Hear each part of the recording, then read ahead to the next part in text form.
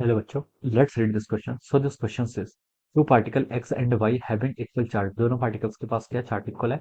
After being accelerated through the same potential difference उनको accelerate कर रहे हैं, enters a region of uniform magnetic field and it describes circular paths of radii r1 and r2, okay, respectively. The ratio of the masses of x and to the y, okay. आपको option A, option B, option C and option D given है.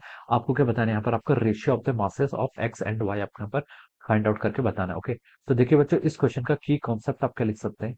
The key concept of this question, इस question में आपका ratio of masses find out करना है. तो इस question का की कॉन्सेप्ट देखिए, मैग्नेटिक फोर्स लिख लीजिए. क्या लिख लीजिए, आपका मैग्नेटिक फोर्स. ओके, अगर आपका कोई चार्ज पार्टिकल क्या करता है, मैग्नेटिक फील्ड में, मैग्नेटिक फोर्स किसी मैग्नेटिक फील्ड में परपेंडिकुलर डायरेक्शन में एंटर करता है. ओके, तो उस पर आपका क्या लगता है, जो उसका पाथ होता है वो पाथ क्या होता है, आपका सर्कुलर पाथ होता है. किस तरीके का पाथ होता है, आपका सर्कुलर पाथ होता है. अगर आपका वेलोसिटी और मैग्नेटिक फील्ड के बीच में जो एंगल होता है वो क्या होता है, आपका परपेंडिकुलर हो जाता है. देखिए मैग्नेटिक फोर्स क्या होता है, आपका मैग्नेटिक फोर्स को हम लिख सकते हैं आपका F M equal to Q times velocity vector cross of over V vector. Okay, तो अगर आपका मैग्नेटिक फील्ड और वी वेक्टर, वेलोसिटी वेक्टर एक दूसरे परपेंडिकुलर होंगे, तो ये कितना हो जाएगा, आपका क्यूवीबी के इक्वल हो जाएगा. क्यूवीबी के इक्वल हो जाता है.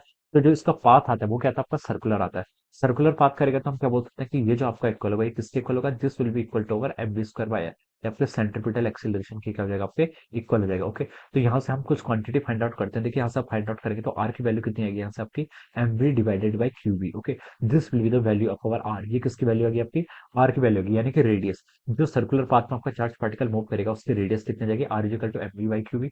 और भी बहुत क्वांटिटी होती है, टाइम पीरियड होता है आपका 2 pi M divide by Q B आ जाता है. ओके, काइनेटिक एनर्जी आप हाफ एम बी स्क्वायर से यहाँ पर पुट करके निकाल सकते हैं. ओके, तो ये सारी क्वांटिटी कैलकुलेट कर सकते हैं. ओके, क्वेश्चन में हमसे क्या बोला, देखिए ratio of their masses. Question में देखिए हमें एक हिंट दी, after being accelerated through the same potential difference. Okay, potential difference same है. ओके, अब देखिए कोई चार्ज पार्टिकल को अगर हम किसी पोटेंशियल डिफरेंस में क्या करते हैं, रखते हैं, तो हम बोल सकते हैं देखिए आपका जो, मान लीजिए पोटेंशियल डिफरेंस आपका क्या है, डेल्टा वी. डेल्टा वी आपका पोटेंशियल डिफरेंस है.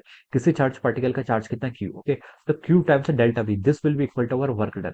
इतनी आपने क्या किया, इतने पोटेंशियल में अगर आप किसी चार्ज पार्टिकल को डेल्टा वी पोटेंशियल डिफरेंस में रखते हैं, तो उसके पास आपकी कितनी एनर्जी होती है, क्यू टाइम्स डेल्टा वी. और ये एनर्जी आपकी किस फॉर्म में जाएगी, this will come in the form of the kinetic energy of the जो आपका पार्टिकल. ओके, पार्टिकल की काइनेटिक एनर्जी के आपके इक्वल होगा. ओके, तो आप यहाँ पर से लिख सकते हैं. ओके, अब क्वेश्चन में क्या बोल रहा है, देखिए दो पार्टिकल है, उनका चार्ज भी सेम है और उनको हमने सेम पोटेंशियल डिफरेंस से क्या कर रखा है, they are accelerated through the same potential difference. उनका पोटेंशियल डिफरेंस भी क्या आपका सेम है. तो हम बोल सकते हैं देखिए, जो इन पार्टिकल की जो आपकी जो काइनेटिक एनर्जी है वो किसके इक्वल होगी, आपकी काइनेटिक एनर्जी आपकी हाफ एम बी स्क्वायर के इक्वल हो जाएगी. ओके, तो आपकी जहां पर से काइनेटिक एनर्जी आएगी, काइनेटिक एनर्जी वो किसके इक्वल होगी, आपकी काइनेटिक एनर्जी आपकी हाफ एम बी स्क्वायर के इक्वल हो जाएगी. ओके, यहाँ से हम इसको ऐसे लिख सकते हैं. ओके, अब देखिए बच्चों, यहाँ से अब आगे और क्या लिख सकते हैं, देखिए काइनेटिक एनर्जी तो इनके यहाँ से इक्वल होगी.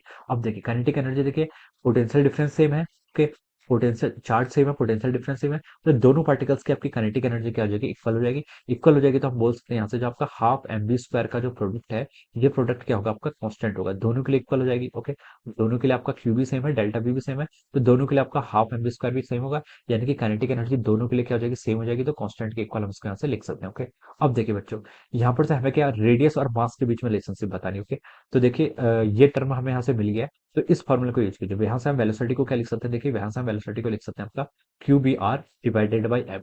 This is the velocity. हम यहाँ से वेलोसिटी को लिख सकते हैं. इसमें आप पुट कर लीजिए कि ये आपकी टोटल एनर्जी के इक्वल भी आ जाएगा. ओके, तो हम इससे क्या लिख सकते हैं, देखिए एम बाई टू वी का स्क्वायर. वी का स्क्वायर करेंगे तो हो जाएगा आपका क्यू का स्क्वायर बी का स्क्वायर डिवाइडेड बाई आर का स्क्वायर, सॉरी इंटू आर का स्क्वायर डिवाइडेड बाई एम का square.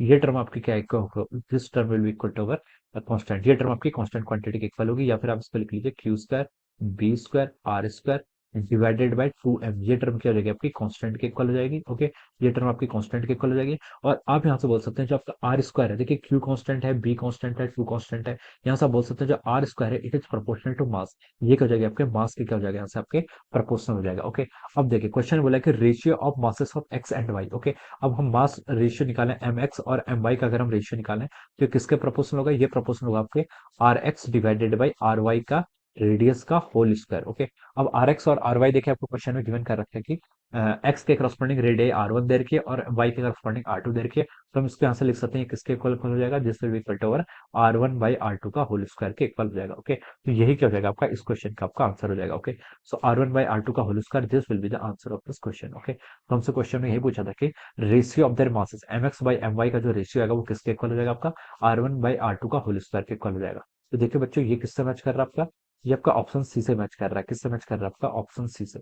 So we can say that option C क्या हो जाएगा आपका इस क्वेश्चन का आपका करेक्ट आंसर होगा। Okay, so this is the answer of this question. So I hope you all understood this concept. All the best and thank you so much.